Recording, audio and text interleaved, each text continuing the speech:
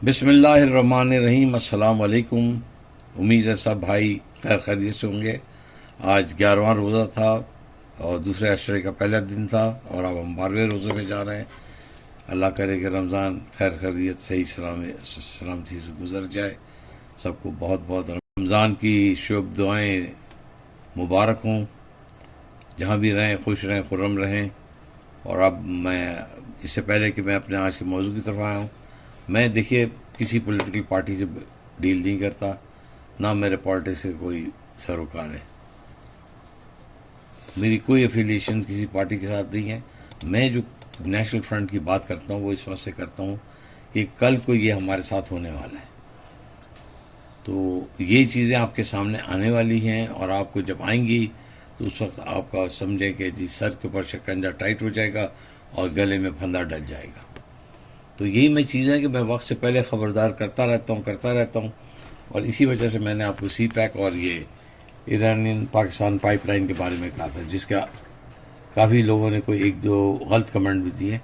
भाई मैं फिर आपको बता रहा हूँ कि मैं किसी पार्टी से ताल्लुक़ नहीं है, मैं सिर्फ उस चीज़ को उजागर करता हूँ जो आपके सामने आने वाली है। बहरहाल आज हम आ रहे हैं अपने मौजू की तरफ। PIA को हम करने जा रहे हैं, यूज़र रमज़ान की वजह से कर रहे हैं।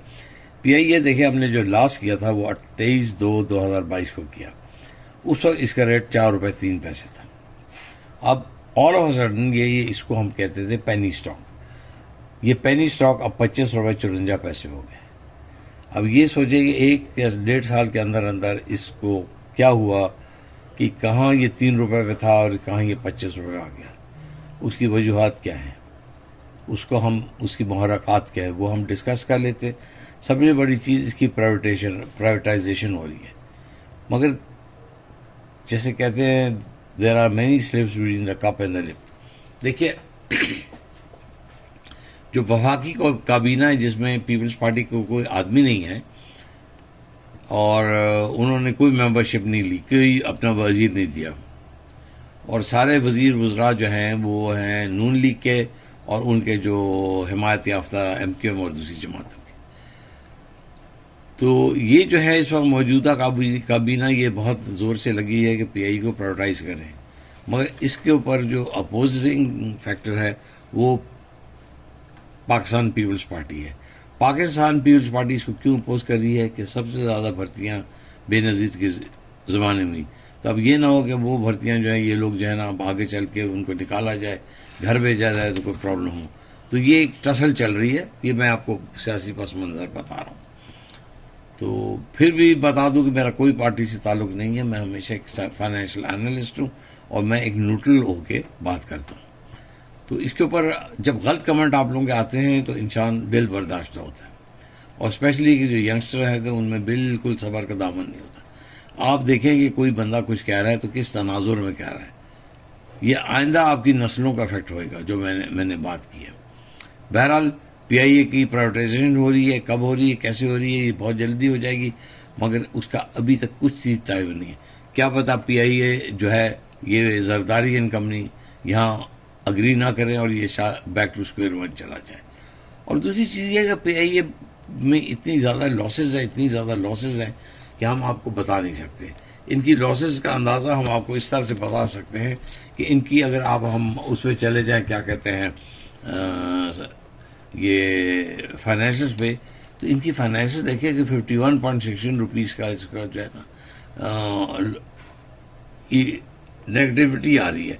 तो अगर 50 रुपये या 61 रुपये इसके ऊपर लॉस आ रहा है तो ये क्या परफॉर्म करेगा।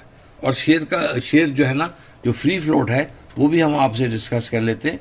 उसका जो फ्री फ्लोट है 18,89,23,872, मतलब फ्री फ्लोट सिर्फ 3.61 है। तो इसके मतलब ये बिल्कुल ही कॉर्नर शेयर है। अब जब इतना बड़ा शेयर है, इतनी बड़ी इक्विटी प्रोफाइल है, इतना फ्री फ्लोट है, तो मैं ये कहता हूँ कि किसी न किसी तरह से ये धर्म से कहीं नीचे ना जाए। अभी तक तो गुब्बारे में हवा भरी जा रही है और भरती जा रही है और जैसी गुब्बारे की हवा ख़त्म होगी तो ये धर्म से गिर सकता है। अगर आप इनकी वेबसाइट पे जाएं तो इसको देखिए कि इनमें बिल्कुल जी फाइनेंशियल जो है अप्रैल 30 2012 के बाद इसने 9.42 का में लॉस पे लॉस लॉस पे लॉस लॉस पे लॉस आ रहा है, तो इन्होंने कुछ भी नहीं दिया। तो इसमें सिर्फ ये स्पेकुलेशन है, सट्टेबाजी है। हाँ, अगर ऊँट अच्छी करवट बैठ गया तो ये शेयर 35 पे भी जा सकता है। ऊँट अच्छी करवट नहीं बैठ रहा तो शेयर धर्म से गिर के फिर 10 रुपये आ गया। इस वास्ते मैं सारे दोस्तों को कह रहा हूँ कि मोहतात रहें और अपने आप को स्प्रेड ना करें। तो प्लीज़, इसका ईपीएस ग्रोथ भी नहीं आ रहा, और इसका जो अगर हम इनके एमिटेंट बोर्ड मीटिंग के ऊपर जाए तो ये क्यों हो रही है एमिटेंट बोर्ड मीटिंग, ये मार्च 22 का इसका नोटिस है और ये 25 तारीख को हो रही है, ये इस्लामाबाद में हो रही है और ये 11 बजे हो रही है। To consider the third quarterly financial statement for the period in September 13, 2023 for declaration entitlement. Sir, entitlement को तो दूर क्या, इनके नज़दीक तो कोई प्रॉफिट है नहीं। तो ज़रा ख्याल रखिएगा, ये ना हो कि आप इसमें हाथ डालें, पकड़ो पकड़ो पकड़ो और ये ग्राम से गिर जाए। मगर एक चीज़ है कि अच्छी न्यूज़ भी आ सकती। तो बहरहाल, इसको जो ख़रीदने का टाइम था जब ये 10 रुपये के नीचे था, अब ये बहुत ऊपर चला गया। आप प्लीज़ इसमें हाथ ना डालिएगा, आपके हाथ जल सकते हैं। तो भाई यूज़र रमज़ान, उम्मीद है आपको हमारी ये वीडियो पसंद आई होगी। इंशाल्लाह एक और वीडियो के साथ जल्द से हाजिर होंगे। अपना ख्याल रखिए, इर्द गिर्द लोगों का ख्याल रखिए, हमारा ख्याल रखिए। इंशाल्लाह एक और वीडियो के साथ जल्द हाजिर होंगे। वस्सलातु वस्सलामु खातमुन नबी।